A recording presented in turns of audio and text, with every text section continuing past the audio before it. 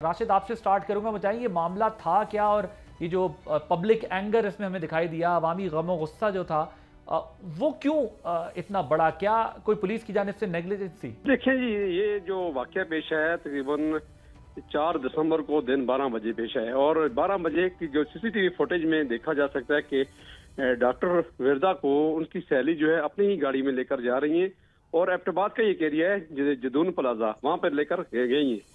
तमाम वो पुरानी दोस्त थी, वो किसी को कोई शक भी नहीं पड़ रहा था कि कोई ऐसा वाकया हो जाएगा।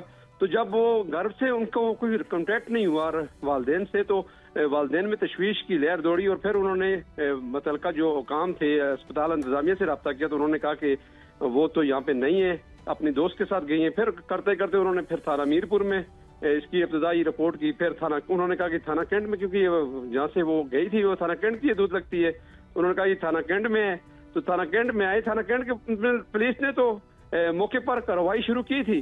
तमाम इस तरह था कि शायद उनकी एक सोच में कि शायद ये पुराने दोस्त हैं या किसी और डॉक्टर के साथ ये गई हुई है या कहीं अपने किसी और किसी मतलब कहीं भी ये जा सकती है, कि वो शोभा नहीं था कि आया कि ये वाकया भी हो सकता है।